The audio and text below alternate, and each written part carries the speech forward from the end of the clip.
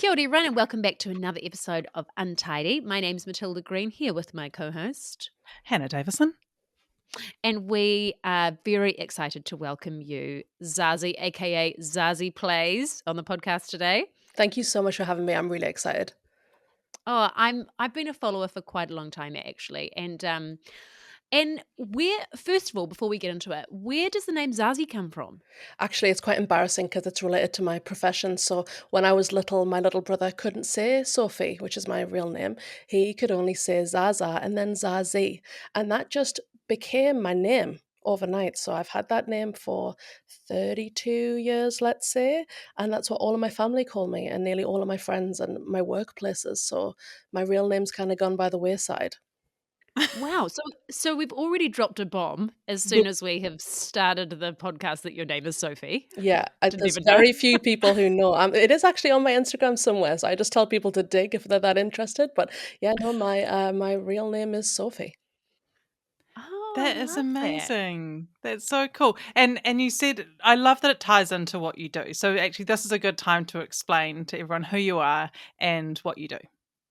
Yeah, so my name is Zazi, and I'm just a typical mum. Look, I've got two kids, a 4-year-old, nearly 5, and a 2.5-year-old, and I live in absolute chaos, as I'm sure a lot of your listeners do. But in a past life, I trained as a speech and language therapist, and I've been doing that for years and years and years now. And I also had the pleasure of not only working in a multidisciplinary team, but managing a multidisciplinary team. So I've worked and managed psychologists and occupational therapists and advisors of the deaf and early intervention teachers and physios, etc. So I've worked with a lot of people over those years, and I now wear many hats. You know, a lot of information, a lot of things that I can support other people with. So then I wanted to blog about it. I wanted to help other people manage and navigate the chaos that is raising kids without getting into a Google hole, because you Google it and it either takes you straight to cancer or something else extremely worrying. And I just want to take that worry away for parents by giving them mouth-sized bits of information that they can process and use with their kids.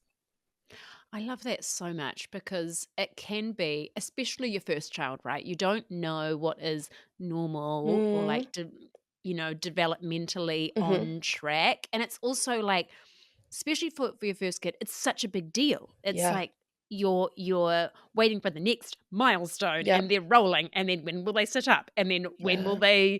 they crawl and then do this and say their first word and it's all and everyone's sharing when their kids are saying I this know the and pressure that is and immense. Hey, it used to be. I'm yeah. sure back in the day it was just like you were with your community and your kids just kind of dragged up together as a team. But now you see everyone else's child on the internet, and you're checking out all your other friends, and you want to look the best and make sure you're doing the Mm. best job of parenting. The pressure we put on ourselves is immense. Um, yeah. Yeah.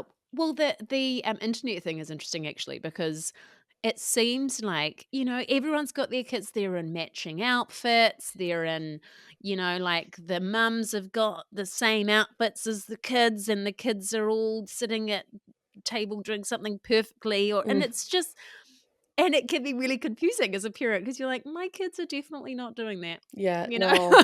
I want my What's moment of happening that there? was I once saw a parent creator with perfectly like chopped pillows. You know, you like chop a pillow, and I was like, it's a miracle if my pillows are anywhere near where the pillows are meant to be. Like they're certainly Yeah. not chopped. That is not how we're presenting ourselves. Do I love putting my kids in a matching outfit once a year if I manage it? Yes, but no, mainly we're just living in absolute chaos, and I try to show people that as much as possible because it doesn't help to be struggling. Parenting's hard already without thinking you also need to have everything else perfect, like your house and the washing. And if I look around, I'm just surrounded by dirty clothes. It's absolute chaos here. It is reassuring to hear that though. It really is, because I think you look at so many things online and you're just like, why has everybody got it together apart from me? Like that is what it feels like. And so Yeah. I think it's always just so important to show and acknowledge, in fact, this is the reality. Like we are all living, in a place where there's stuff on the ground and we don't know if it's clean or if it's dirty or if the dog's just dragged it there, you Yeah. know, like And, it is different people chaos. have different priorities. Hey, I know I feel a bit of it. If my house isn't tidy, I am feeling a bit more stressed. But it doesn't really become my priority. My priority is hanging out with my kids and being as present as possible. And that's kind of what I'm trying to promote on my Instagram is let everything else go by the wayside. Do that a bit in the evening. Doesn't have to look perfect. Let's use this time, the very little bit of time we have while our kids are tiny, to engage with them and connect and foster that relationship. Oh, Yeah. yeah. Yeah, 100%. And just one quick tangent before we ask actual questions. At Christmas time, we had this Christmas tree that we had in a pot outside because we thought, like instead of the buying a tree and then watching it die and then throwing it, like giving it to the dump, Mm, let's have more of a sustainable approach. And like it looks like shit, right? It's a nice. really Good. it's a pretty ugly tree. And and I put a photo up of it on my Instagram stories, and all these people commented, being like, "Love that you're showing that like it's not a priority for you to like make it aesthetic, and that's really great." And I was like, "Yeah, all right, everyone, Just keep telling you okay, it's shit. yeah." It's I like, love okay, that. I'm not making an effort to make it look shit. I thought it looked okay, but everyone's like, yeah, you just do whatever you want, It's girl. one of those Good. backhanded comments, isn't it? Like, "You're so brave for being in a swimming costume," and you're like, "You're just telling me I'm fat." Like, I'm not brave. You're so brave for showing your tree. We had talked about that exact thing on the Yeah. Yeah. podcast before, Zazie, about people being like, oh, so brave So posting that. brave. I'm Oh, just okay. so brave Thanks a out here lot. with no makeup on and rolls hanging out. No, I'm just being. Yeah, yeah, exactly. I'm just being. Oh Oh gosh. god. All right. Well, we'll loop back. We'll loop back to where Mm, we were planning on going. This is how it Tangent's rolls. So done. it's very loopy. nice. Well, tangent number one is done, but we'll carry on. How did you get into speech and language therapy? What got you interested in the first place? Look, initially, I just wanted to help people, right? And I was really into medical dramas, and I was absolutely sure I was going to be a doctor. That's what I wanted to be. And then quickly realized I wasn't anywhere near organized enough or able to listen or process or do chemistry. And I went to university to get going with being a doctor and was just an absolute waster. I think I was known as the kid who was always asleep in class. I just couldn't get my act together. And I moved to New Zealand. My parents had moved here without me, and that's another big story.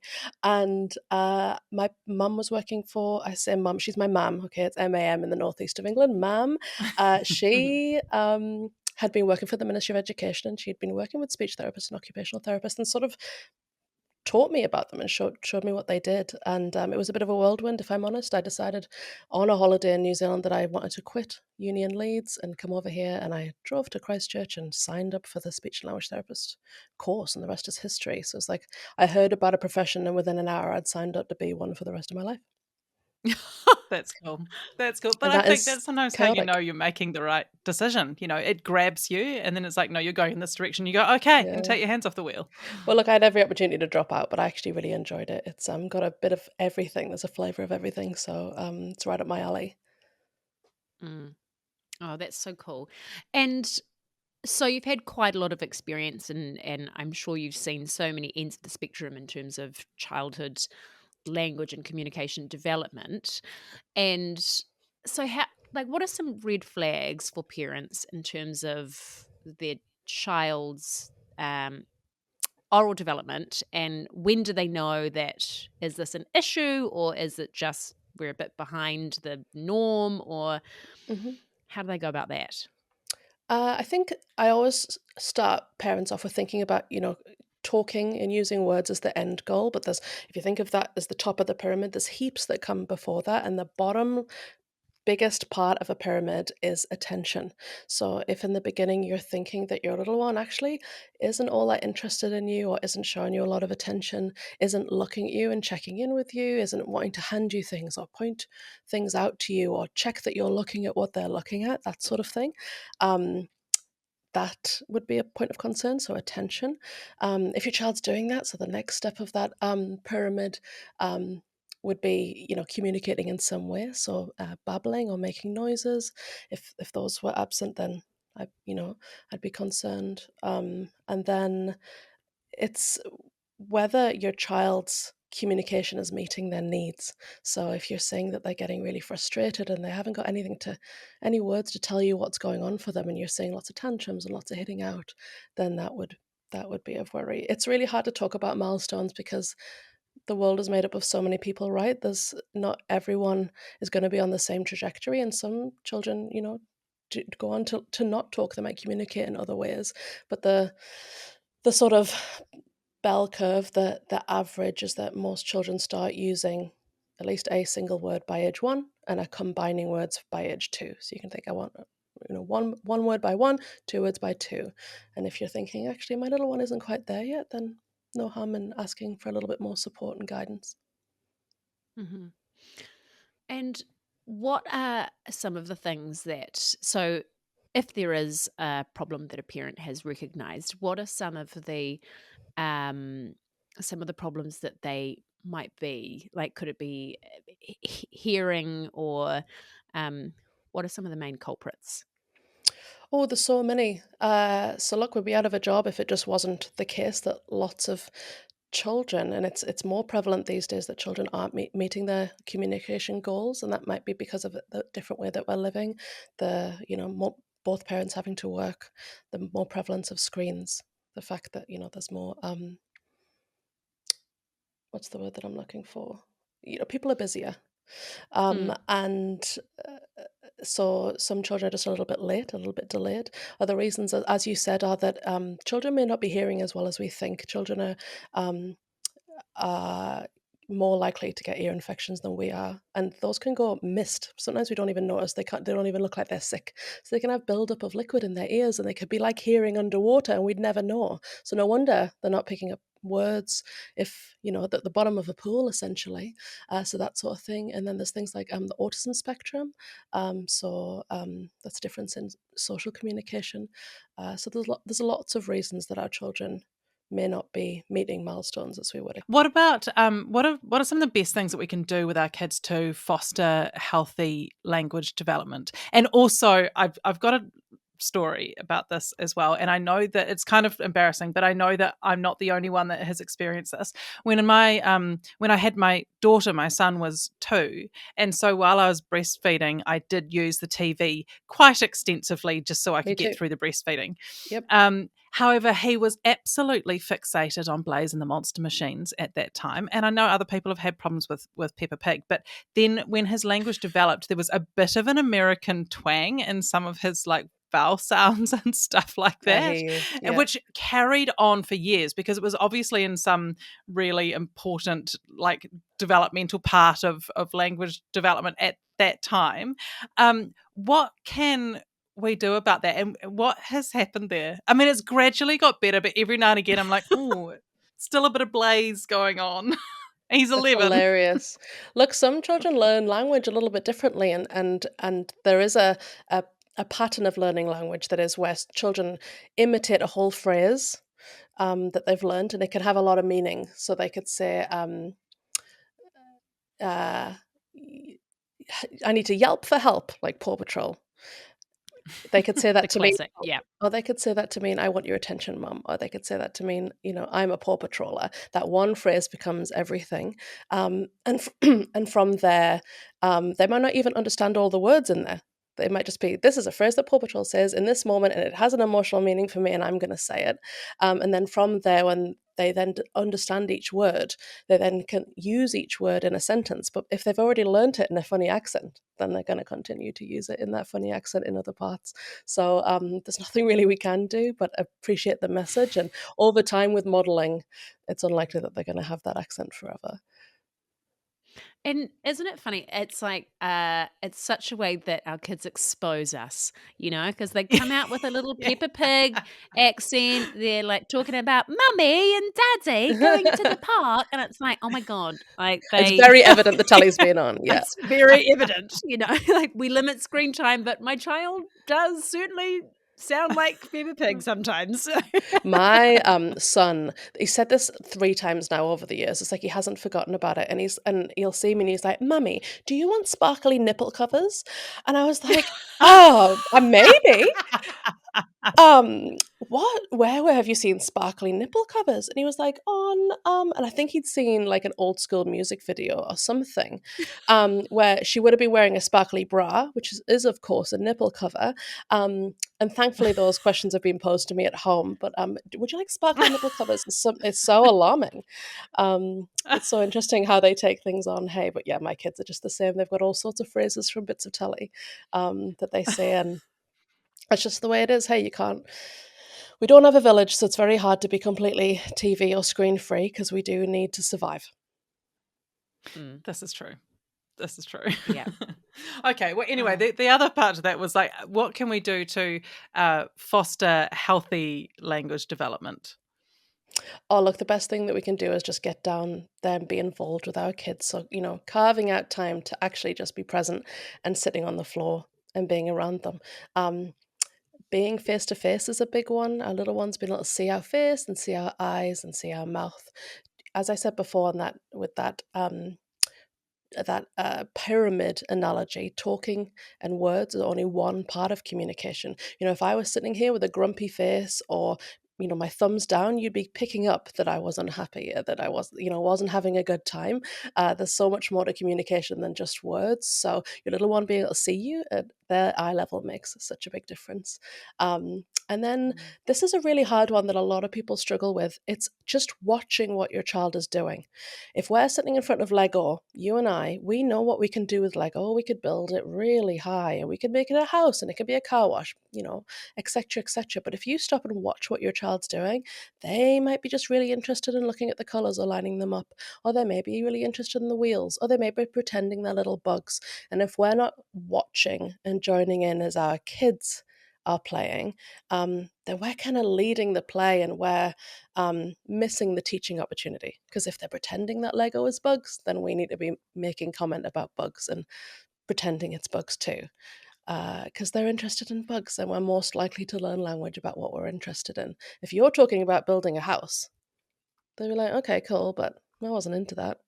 So you could talk all day, Mm. all the language about building a house, but they're not into it.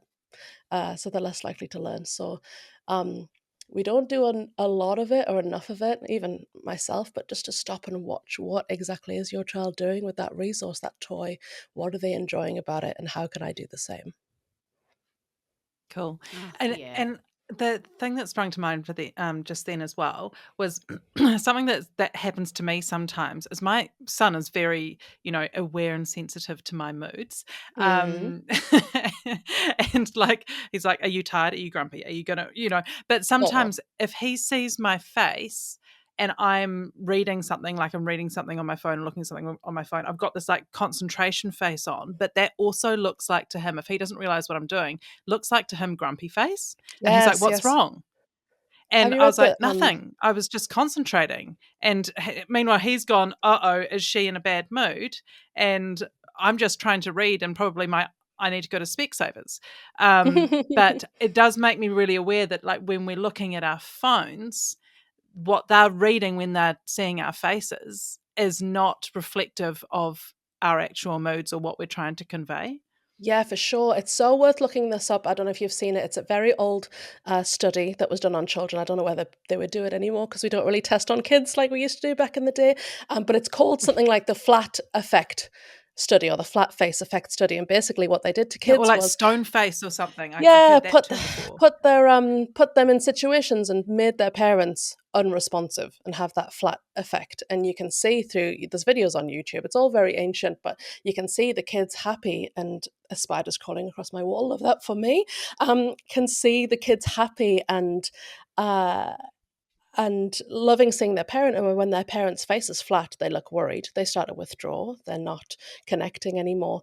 And that is, I mean, there's many downsides to screens or us looking at screens, but it's an unknown one that isn't talked about as much as what you've just said, is that our faces look strange when we're looking at a phone. It looks like we're Mm. not interested, we look scary. So our children it does, you know not damage, but it does have an impact on our children's relationship and feeling safe with us if sometimes we look scary and unconnected. Mm. Yeah, well, I mean, you can see it. Like, I feel like you have to be outside of it to really be able to witness the impact. I mean, like we've all been to a playground or somewhere, and I'm saying this without judgment Yeah, it's because like hard, yeah. we've all done it, Mm. right? But Well, I've just um outed myself anyway, so carry on. yeah, Yeah, yeah. me too. We and we are all basically addicted to our phones, and it's a 100%. constant thing of like putting it away and being like, these are my children. Mhm. I'm never gonna get this time back. Like, just get out of my life, phone, right? Like, Yeah, I don't want that coming in between our relationship and our time together. But like sometimes you'll go to a playground and like someone, whether it's a mum or dad or whatever, pushing their kid on the swing on their phone, yeah, and like their face is just blank, yeah, and like you can see that child looking to their parent, trying to read them or trying to get involved with them somehow, and that parent is just, they're like a zombie, yeah, they're like on their phone pushing their kid, like the pushing their child is just the action. They're yeah. not Like engaged with it at perfunctory, like, all. well, just this is what you do at the park. I'm entertaining you with the swing as opposed to, being Yeah. connected with them on the swing. Yeah, I Exactly. see. And it's really confronting, like when you see it from an outside Mhm. perspective, because I think like we've all been Oh, we've in all that done it. perspective, whether we're like 100%. doing Mm. something like important on our phone and we're like, just give me a second, hold on, I've just got to finish this or whatever. But when you see it from an outside perspective, it's like, oh my gosh, that child is just, they're just wanting a connection with you. They're just wanting acknowledgement. Yeah, Look at them. yeah. It's really hard. It's so hard, and you know, uh, we need to give ourselves some credit as adults because sometimes, I mean, parenting's extremely hard and we're busy and we have reasons for being on our phones, like texting who's going to Hmm. put the dinner on or getting, Yeah. work And it's emails, also all of that stuff. But work but as well. yeah, but sometimes it's an escape, right? Parenting's hard all day, and I don't think adults are as aware as we could be about how our sensory needs and how overwhelmed we can get with the noise of kids all day or the park or the you know that. So sometimes our phones are an escape. They're like, oh, this is predictable, this scrolling, so this feels good. So but yeah, it does have an impact on our kids, and our kids are looking to connect with us, and they're checking in with us to see what is safe in the world and make sure that we're looking at what they're looking at. And if we're not looking at what they're looking at, then it's dampening them. It's stopping that opportunity Mm, to communicate. And a lot of missed yeah. opportunities is going to have an impact on a child's development and their communication. Yeah. Oh God, it's a constant battle, I think, being a modern parent Mm. when there's a lot going on. You're like trying to work, trying to be Oh a yeah, present parent, and those two things oftentimes don't really go yeah, like hand in hand. And so what about play? Because you're a big advocate for obviously just playing with your kids, yeah. like which is not radical, right? But it can be quite challenging for some parents who like, because we've all been there. You're getting to a play with your kid and you're like, let's do this, and they're like, no, no, no, that's wrong, no, no, that's wrong, that's not how we're doing it. And you're like, okay, like, Yeah. do you want to play with me or Yeah, not? I hear you. I hear you. That absolutely happens with me as well. Yeah, it is. We forget how to play, right? We've grown up, our brains have further developed. A lot of things that we were interested in seem pointless. They don't logically make sense. So we don't want to be stomping the Barbies around or brooming the cars. It doesn't make sense to us. Um, uh, we can It's important to remember that we don't have to be entertainers. So we can put out, I keep saying resources, but the toys, we can put out stuff for our child to walk towards what they're interested in. But it doesn't mean we then have to entertain our children with that stuff. And that's where that watching what they're doing with something really, really helps because um, if you watch what they're doing and copy them, you're more likely going to be doing it right than if you try and create your own narrative or story or way to play, because then you're more likely to be doing it wrong. It's not always foolproof. Um, Hmm. but that's essentially what I'm trying to model. It's not that you have to have all the best toys or a million ideas or spend hours setting things up. It's um, just having more stuff out, having a variety, putting some stuff away, bringing other stuff out, using things that you find in nature, and watching what your child is doing and engaging with them. And it's also kind of like a muscle, don't you think? Like I found when my oldest Milo was uh just kind of entering into toddlerhood, Mm. I found toddler play really difficult because I was like, I can't think of anything. I don't like, and he'd be like, let's play cars, and I'd be like, broom broom. What else? Right, How yeah, do I do now this? You what? know, like Yeah. I don't know. Yeah, I don't know what to do. And but it is kind of like a muscle. Like the more you practice, and then the muscle gets bigger, and you get better at it. And now it's like it's Yeah, fun. I'm I all love it. into If I brooming, could, yeah. yeah, I'm right. I'm like, yeah, Yeah. let's make a ramp, and then how about the cars do this, and then Yeah, and then he's like loving it, and we're getting into it together, and it's that's really so fun, cool. and yeah, but it is like it kind of takes practice. Absolutely, You know, yeah. I feel like not everyone is good at playing with kids. No, and For honestly, I'm it's not. unique. Sometimes I'm like, "Oh, I can't be bothered. I can see a million things around me that I need to do." Sometimes I watch my partner John and I'm like, "Oh my God, he's the king of play. He's so fun all the time." And I want to go and put my headphones on and hide. I'm overstimulated by all of this right now. So, um, there's no guilt if you don't always enjoy constantly playing with your child. It takes a lot out of you because the children are a lot of energy, right? They're buzzing all of the time, and we can't always buzz all of the time. So it's carving out time to do what you can, and remembering you don't have to entertain. You can just be. Mm.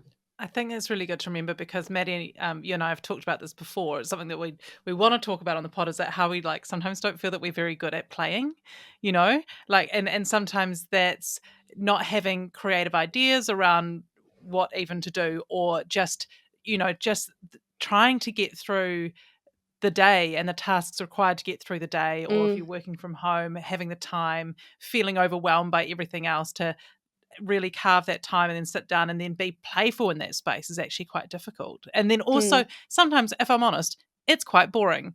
Like yeah. some of the stuff that they're doing, Yep. or they're doing stuff, and you're like, I have no idea what you're talking about. Yeah. Like Hmm. I, and it's hard to engage with. So I think taking away some of that sort of sense of guilt about it is really good, and just also remembering like to let them direct it, as you say, let them lead it and explain, then that's helpful as well. But yeah, I I think don't sometimes. sometimes I think parents, not all parents are good at play and are playful parents, and then also I think it's good to acknowledge that they are really strong in other areas of parenting, Yeah. really strong at Mhm, being there, present emotionally, mhm. doing other things. But play can be challenging for some of us. We can't be at all. We cannot. We can't. The place would crumble. We can only do what we can do, and some people have different sort of priorities. The cupboard is your best friend. So put toys away in a cupboard and get things out of the cupboard. If you think of yourself, or your home like a kindergarten, if you think you know what a kindergarten looks like, they've always got something out that's new. It's dotted around the house, around the room. They've moved it around to make it look interesting, and that's what sparks kids' imagination, and that's what they're more likely to play with, as opposed to the same toys always being out or being very neatly put away in the toy box in the corner. So they're not visual, they're not out there to see. Kids have got to start play by themselves. That's when our kids are more likely to need us and need us to play with them. But if you're rotating toys, putting loads away in the cupboard and getting three different ones out and then putting those away, that can promote our children's ability to play by themselves, and you might not be as required, so we don't have to be entertainers. We can get on with everything else we've got to do as a parent. So we just Yeah, leave little like yeah. entertainment landmines hanging around and Yes. change them out from time to Yeah, for time. But sure. it's like it's that has actually changed our lives in terms of just scaling the toys right back. So Yeah. like we've got the toy rotation system going now, and Hmm. so like we've just got a few things out at a time. And because if you think about us as adults too, like if I'm opening a cupboard and it's just filled with crap, from like floor to ceiling, I'm like, oh my god, Yeah. I don't even. It's just like all I see is just a wall of crap, Yeah. and and I think kids are kind of similar. Like they Yeah. get overwhelmed by just all the stuff and where do I even like what do I choose? How do I get into it? Whereas if there's like a few things and those things have space and you can like choose one thing and Hmm. go play with it. And then it's easy to put back as Yeah. well. I feel like we put so much pressure on our kids to clean up after themselves. cleaning up a Oh, no. crazy playroom Yeah. is just completely, it's a big ask for a child to be like, "Oh, can you just clean Oh, up there's all no that crap?" way. It's And they're like, "I don't even yeah. know what to do There's or, so many like, where to skills required start." there, like to categorize different toys and then to bother to go and get them separately and then to one by one Yeah. put them back how they're meant to be. Like there's too many skills. Like I can't do that. So my house is always a mess, obviously. Um, but Yeah. yeah, the if you're overwhelmed with the play environment, then your kid probably is too. So it's definitely yeah, the cupboard.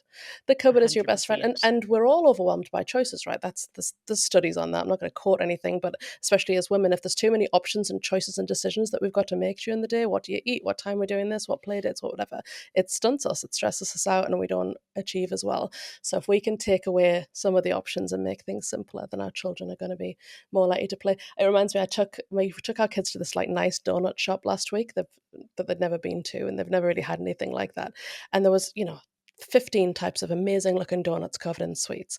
And my son, you could just see his face. He was so overwhelmed. And the last one on the list was a plain iced donut.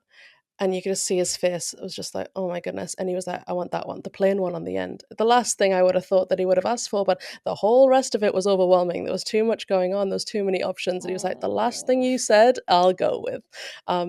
So yeah, Oh, bless our them. They're kids, just too sweet, yeah, aren't they? They're yeah, just too yeah. sweet. So yeah, our kids, if you're overwhelmed by it, your child probably is too. Yeah. Yeah. I feel like that's just the constant. I mean the theme of parents feeling overwhelmed is going to be familiar for a lot of listeners.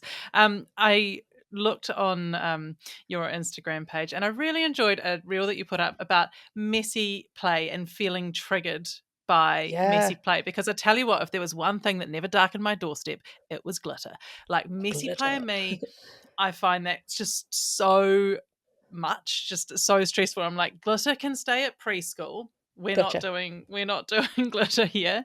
But can you talk about why some parents might get triggered by messy play, and then how those people, because it is great for development, Yeah. we can just like dip our toes in the water. Um, how can we get doing more messy play? Well, look, it's the house is. We're all already living in a mess, right? Everything's always chaotic. There's already too much to do. So sometimes, well, all the time for most parents, I'd say the idea of getting out another thing that's messier and is going to add to the chaos is a big no-no. And um, some parents or some people have grown up to also have their own sensory needs. So they think, oh, I don't want all that wet, sticky anything all over me, so I'm not going to give it to my child. And I want things to look pristine, so I don't want them to get this all over their clothes, and I don't want to get them changed. So there's a lot of barriers, but there's a reason why it's done at preschools, and it's because it's so good for development. So I guess on my blog, I'm trying to get people to dip their toes in it because it's so good for communication. It's so good for a whole lot of areas of development. And even if you're just starting with, um, dipping your toes in the water is a good analogy because water, you've got water at home, you've got water in the bath that is messy. You've got water in your sink that your child could be up at splashing around at. That could be a really good place to get started. If you're struggling with things in the home, more all the more reason to get outside in nature. There's plenty mud, there's plenty trees, there's plenty bits of gravel for your kids to be rolling around in. I'm so passionate about no children's clothes being good clothes. I know some people will be angry with me about this and won't agree, but our child's only job is to play. That's their only point in being, is to play. And if they have clothes on that they're expected not to play in, then those aren't children's clothes. That's they Mm. shouldn't be in those then. They need to always be able to fully explore in whatever they're wearing, and we need to bring some spare stuff for if they do get filthy. So being okay with our kids getting filthy or covering them in a waterproof top or whatever it is, trousers, so they can get messy in nature. So it's not in your house could be Mm. a really good place to start. Yeah, and it is fun. I think, like, when you just let go a little bit Mm, and be like, let's just get into this all together and be messy, and it's all funny and fun.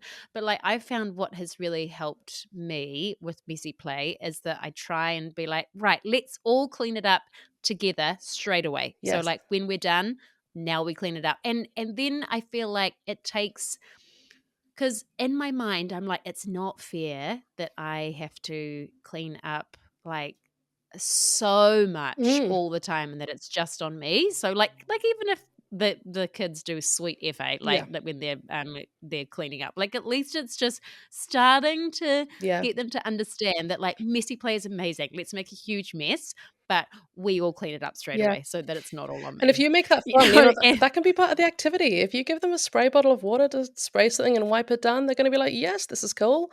This is another thing I yeah, can do." get the cloths. Woohoo! Let's make it a party. Yeah. Sometimes I'm like, We do, sometimes I'm like, just do it, but I try and make fun. we do a lot of things with, like, dry ingredients like, birdseed or sand, things that are easy to hoover up. And, Yeah. my children love if you're like, "Here's a funnel, pick up what you can and put it through a funnel back into the bag that it came in." They're like, "Oh, there's an activity," you know? So if you can make the cleanup look like play, then your child's more likely to clean up and, you're gonna feel happier, with a little bit of help. But that's a really good idea, yeah, having them understand that the cleanup is part of it. Yeah, yeah, because especially because they don't quite get that at kinder and daycare, right? Because, everyone just kinda makes a mess, and then it's the teacher's job at the end of the Yeah, day often. to clean it all up, a lot of the time. And so and I feel like that is an important thing to learn. They take a long time Yeah. that You do that even we the get on with tiniest bit. sometimes. Yeah, yeah. Hold the cloth. Yeah, yeah, exactly. All you have to do is just go and get some sort of cleaning paraphernalia, Yeah. and then that's done. Um, but okay, we're backtracking a little bit, but can I ask you about something that I see very often on Instagram? It seems to be its own thing, but mouth breathing, because there's so much information that I've read, and it seems that it can cause a whole host of health problems, underdeveloped jaw, behavioral Mhm. problems. So what do you do if your child is a mouth breather? What do you do? How can you fix it? Well, we need to first begin or get help with working out, why is your child a mouth breather? Because there's reasons. It may be that your child has low muscle tone in their mouth jaw area, so their mouth is hanging open. It might be something like that. It could be that their nose is blocked and their airway isn't as clear as it needs to be. So we can't just tell them to close their mouth, because then how are they breathing? They might be needing to breathe through their mouth. So it's in the first instance, it's about checking in with your GP and connecting with someone to work out, hang on, why is it that my child needs to do this? Hmm.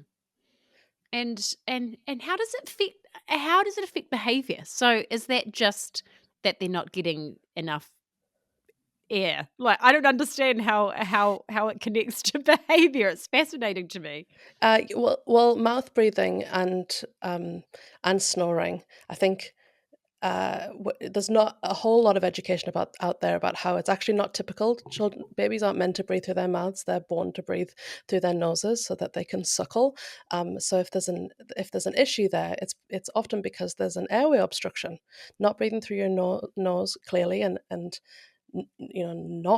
not snoring is an airway obstruction. So we need to work out, why is there an airway obstruction? Because airway obstruction means that your child isn't getting the oxygen that they need, and that will only get more significant when they are lying down, when things are more relaxed. Um, and when there's more blood flow to the head. So if it was something that was like enlarged tonsils or enlarged adenoids, which are like big things at the back of the nose, you can't see adenoids, you can see tonsils in your throat. If it was something like that, those things can become more significant at night, and then there's more snoring. So it's about that would be why it would be affecting behavior, because if you're not getting the oxygen you need, if you're not getting the good night's sleep that you need, then you're waking up on the wrong side of bed, um, Mm. and not better able to manage yourself or your emotions if you're tired.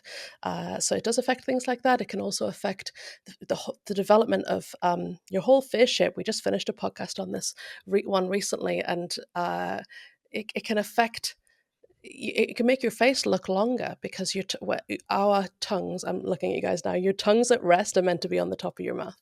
So when we are sitting there now, your tongue should be sitting on your palate. And you can't do that with your mouth open.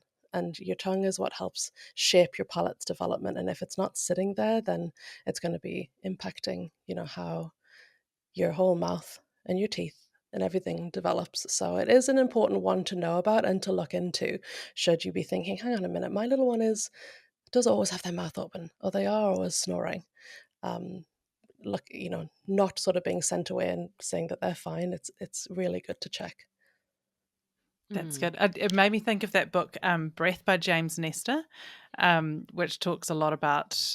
It's really interesting. It talks a lot about mouth breathing and the effects of it, and then what happens when you fix it, and all sorts of things. But one of the things they do in there is they put that tape on their mouths at night, and they sleep Yeah. with the tape on. We won't be doing that to our children, but it did just make No, me think please. about that. It's something we Yeah. won't be doing. We'll go GP first.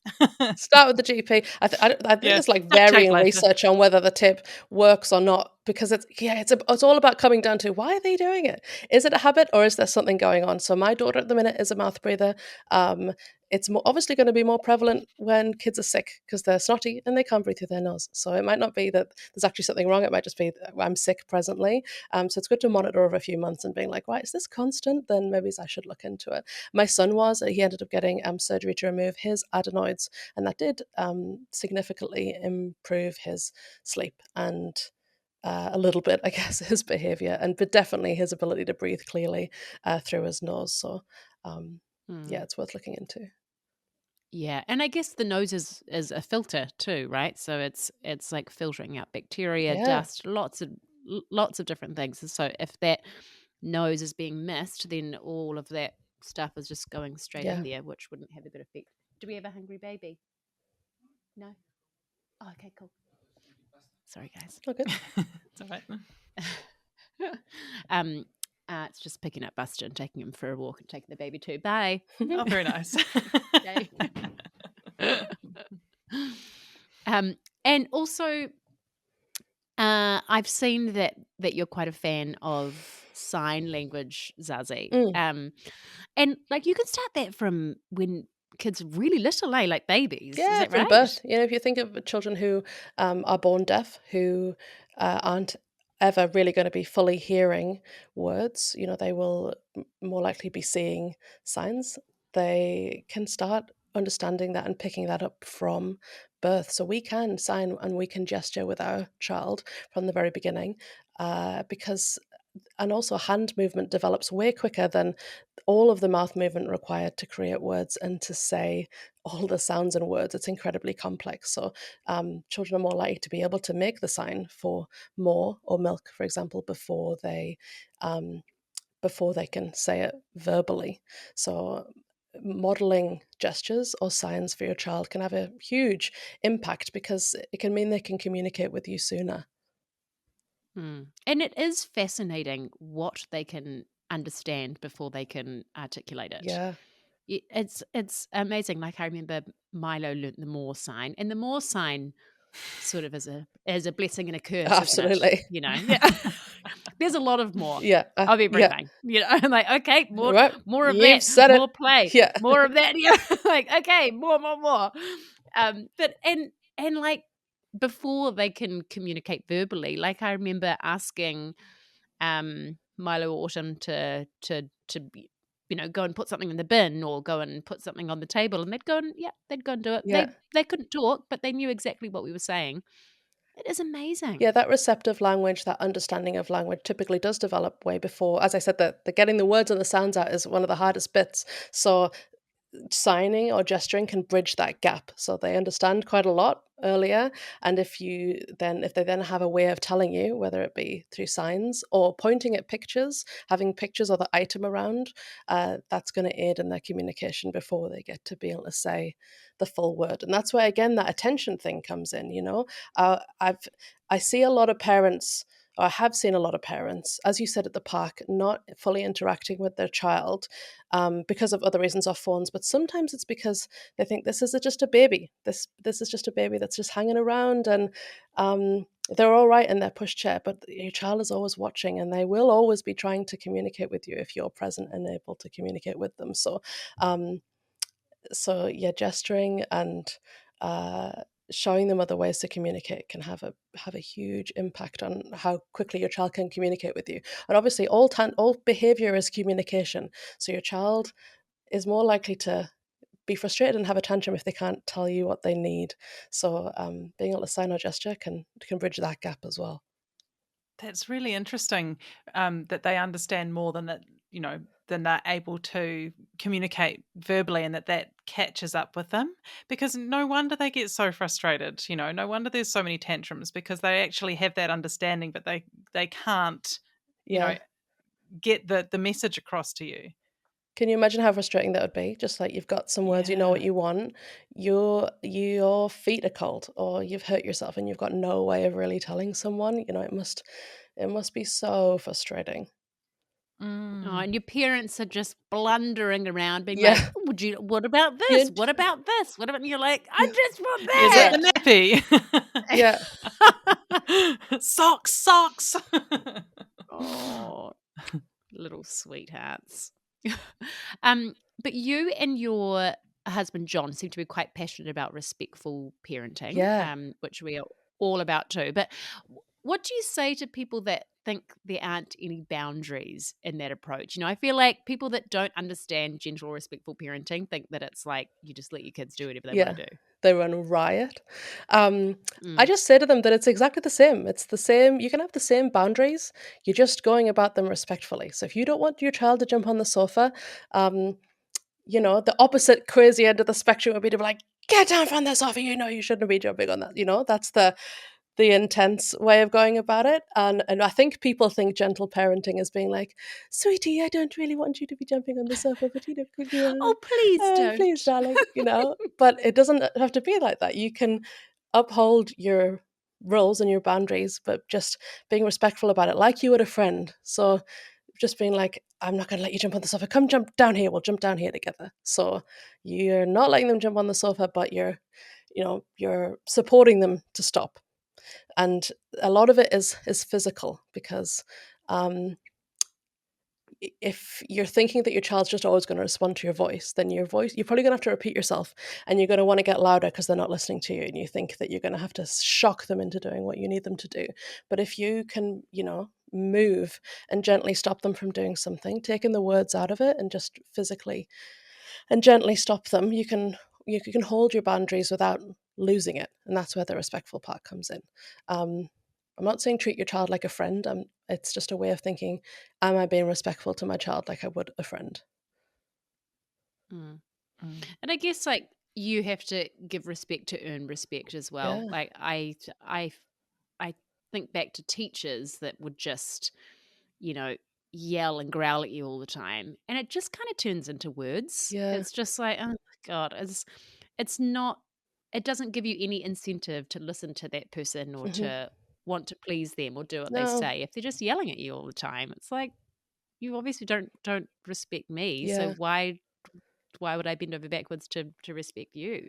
I think also people can be lulled into thinking that that's working or that strategy works because, well, I shouted at them and they stopped.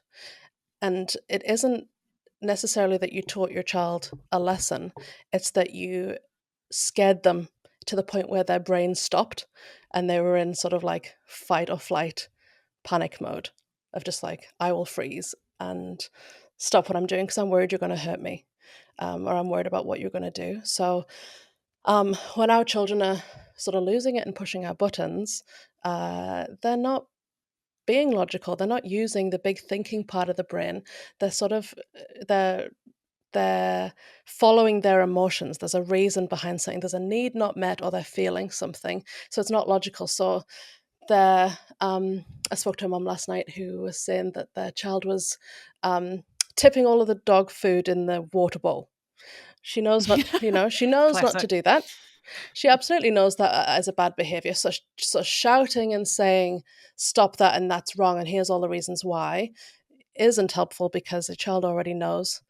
They're not logically thinking, they're just doing what they need in the moment for their feelings.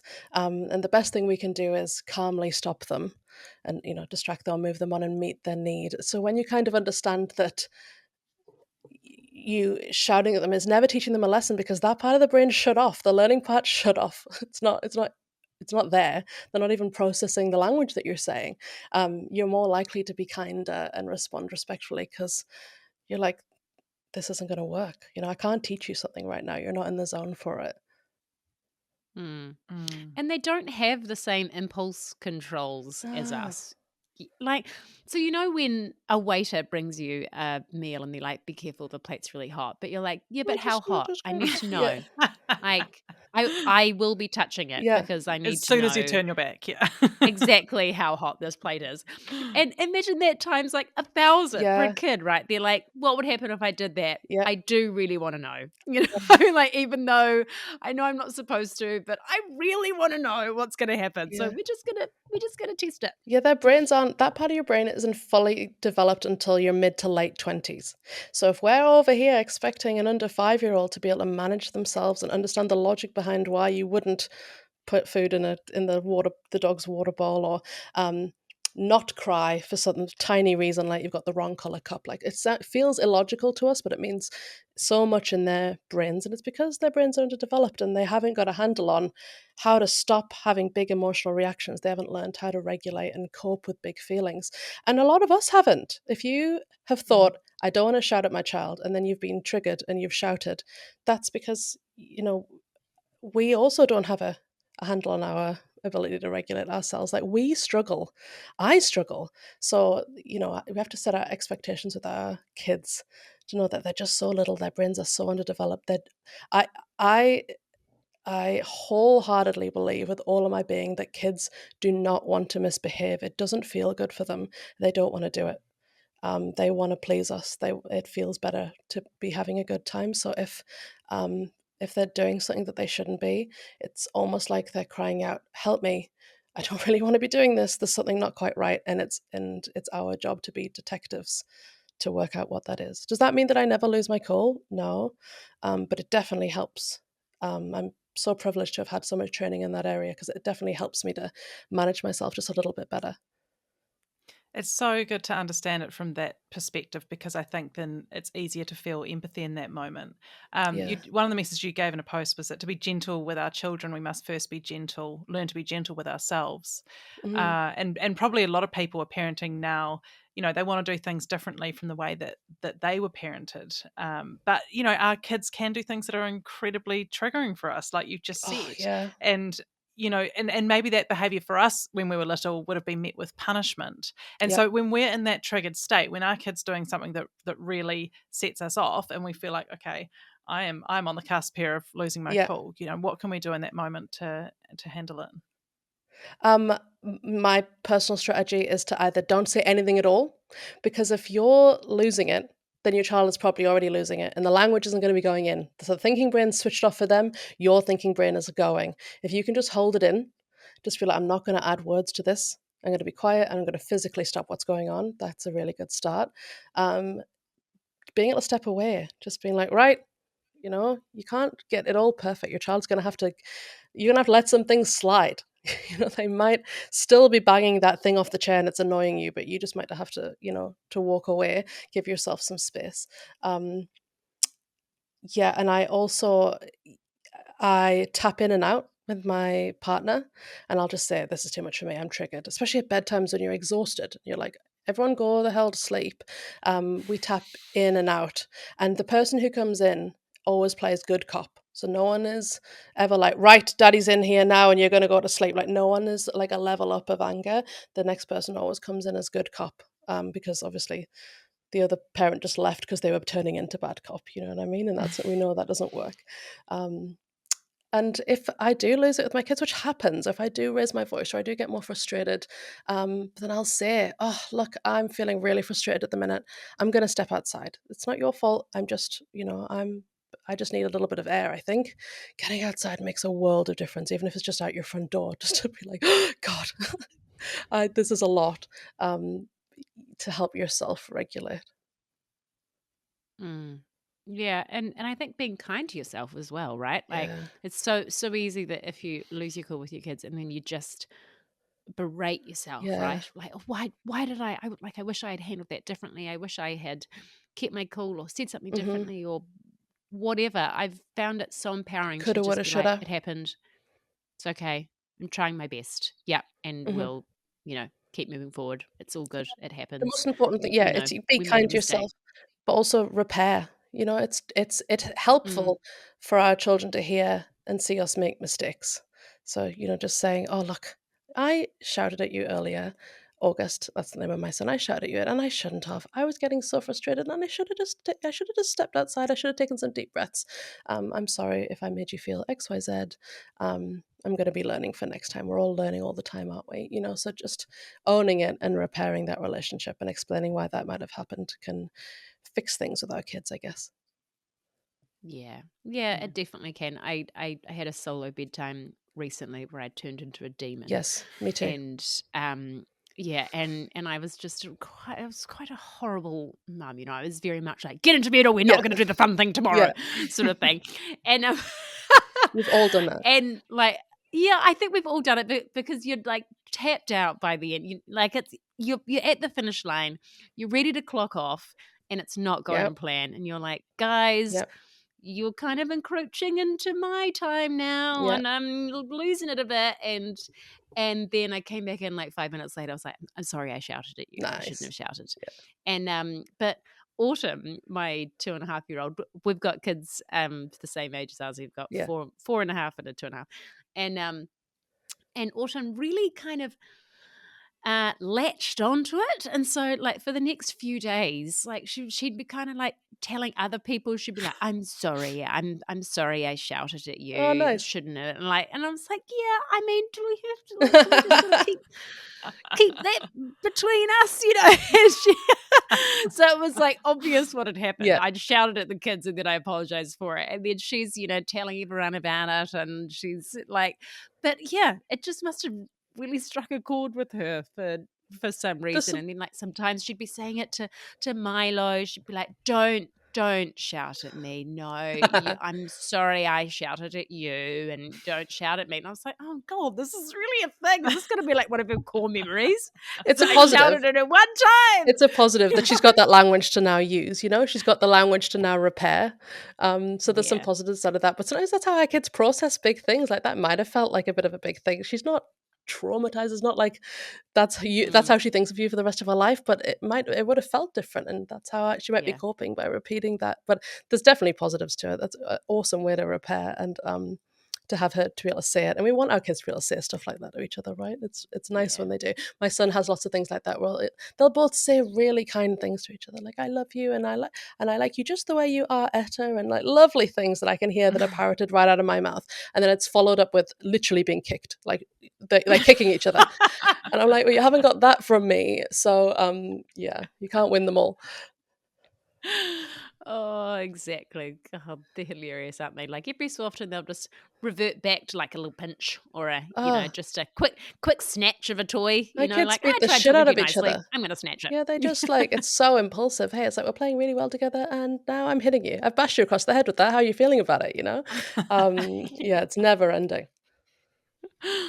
And you guys have also developed your online store, Yeah. which I've purchased many an item Oh, thank from. you. We were just actually talking about it before we started recording that I just got some new non-slip stickers Mhm. for the bath because they are so much better than the stanky, moldy bath mats that we all have. Does anyone else's get moldy? Is it just mine? Oh Okay, man. maybe I'm just outing myself here.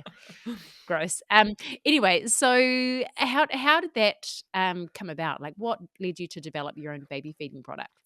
It just started with me trying to, you know, start that feeding journey with my own kids and identifying that there was things that I really wanted that I couldn't get my hands on. Hmm. Pardon me. And things would get close to what I wanted and then just would miss the mark, that wouldn't have enough grip and they'd be slippy and my child would drop them, or um, I just it's my toxic trait thinking I could research a lot about that and I could try and do that better. And I thought, right, well, why not, put my money where my mouth is and try some of this stuff. I really wanted a plate that didn't have sections. I really wanted a bigger, like, weighted open cup, and I really wanted kids spoons that actually fit in their mouths. I was irate when I bought loads of kids spoons and it didn't fit in my son's mouth, and I was like, have I got some sort of miniature child? Like, what is going on here? And it was just like it wasn't developed for them, but it was sold to them, and I was like, I'm going to try and do this differently. So I just got to designing, and I'm so proud of where we've come. It's a roller coaster, but I love hearing from other families and educators that we've helped uh, them on their journey, and we've helped them play or get messier or made things a little bit easier. That's awesome. And how do you manage that all? You've got a successful online business. You've got the kids at home. You're being present and engaged with them. What does that juggle look like for you? It's a shit show. I don't know what else to tell you. It's ridiculous. Thank you. Thank you for being Yeah, I honest. don't. Yeah, it's an absolute mess. I couldn't do it without John. I actually don't have one shred of business acumen. John is the brains behind getting everything else to work. He is the organized and logical one. I'm the mess. I let my house get a mess. I don't do everything perfectly. I have the support of, thankfully, my parents live around the corner, and they um, have the children for little patches of time so we can get some work done. My kids go to preschool 3 days a week. We balance and we juggle and we cope. And yesterday was my work from home day, and well, it's all working from home. Yesterday was my work day, and I've been so bad at looking around, and everything's a mess. Everything needs cleaning, and I was like, I'm not going to get any work done unless I get out of the house. Um, so yeah, we just juggle and we do the best that we can, and we did this for the work-life balance, right? We did this to spend more time with our kids, so that we just kind of put that on a pedestal as that's the priority, and everything else can turn to shit, can be a mess, and we'll get to it. That's not the priority. Mm. Oh, that's the thing. I feel like something's got to give Hmm. when when you're doing everything right. And well, a friend of mine actually told me about this analogy that I really liked about the juggling balls, and some are glass and some are rubber. Have you heard that? No. Yeah, so it's basically like you're juggling all these balls, and you're juggling rubber balls and glass balls. So Hmm. like rubber balls, obviously when they drop, they can bounce back up. It's Yeah. okay. Glass balls, when they drop, they're gonna break. And so sometimes each day is different which balls are rubber and which ones are glass. Like sometimes your family life are the glass balls. Hmm. So you're like, do you know what? Work can wait today. I need to go and do something with my kids and get Yeah. them outside and do that. And then other times, sometimes I've got a deadline. I do actually have to do this. If I drop that, it's going to break. So, I'm going to have to figure out a way for someone to come and help with the kids, or they can, go and hang with their dad for the day while I work. And I found that quite helpful to be like, Mm. right, what's going to break and what's going to bounce today, and then and how are we going to maneuver that, because it is just a juggle, Most isn't of it? my That's the balls are rolling common down the theme. street. Everything's smashed. Everything. I've lost them all. They're all gone. I've got nothing left. And I think that whole thing of parenting is already a full-time job, right? It's a full-time job. If you've got a newborn and you're round the clock. If you're breastfeeding, if you're bottle feeding, they need you all day. They literally need you all night. You need to be on call. So that's, Mm, if you were paying someone for this, on top of that, doing all of the laundry, on top of that, all of the cleaning, on top of that, all of the life admin and the car and the whatever, like, you would never hire one person to do all of those things. So you cannot expect that of yourself. mm, Mm. yeah, God, that's a great point. Actually, like you'd hire a whole team. Yeah, Yeah, that's yeah, what we Yeah, need. That's what we I need. We do. need a whole team. Yeah. exactly. Oh. Zazie, thank you so much for joining us today. We really, really appreciate having you on. And if anyone, oh, hello, Penny. Penny Green has joined the show. Our Yeah, other co-host, he's Penny here. Green. Um, You have if a anyone wants penny, to look at her. find you, you are at Zazie Plays on Instagram. And what's your website address for everyone to go and check out those amazing products that Just you've developed? zazie.co.nz. Awesome. Thank you so much, Zazie. Ka kite. Thank you for listening to this episode of Untidy. If you enjoyed it, we would really love your help to support us to continue to make the show. Things you can do that make a huge difference is subscribing to the show so you never miss an episode. You can also leave us a little 5-star review on Apple Podcasts or Spotify. And of course, please share this podcast with your mates. It means that we can continue to build this community, keep putting out untidy episodes, and just keep doing what we love to do. And don't forget to check out mybigmoments.com for kids' books that make your tricky job of parenting just a whole lot easier. Untidy listeners get a discount at checkout, so just pop in Untidy for 10% off your order when you check out. And lastly, we would like to thank all of the good people that make this podcast possible: Flicker Williams and Joe Rocker at My Big Moments for the beautiful artwork and design, and Maxine London Creative for editing this episode. Thank you so much, guys. Take care. We'll see you soon. Mā te wā.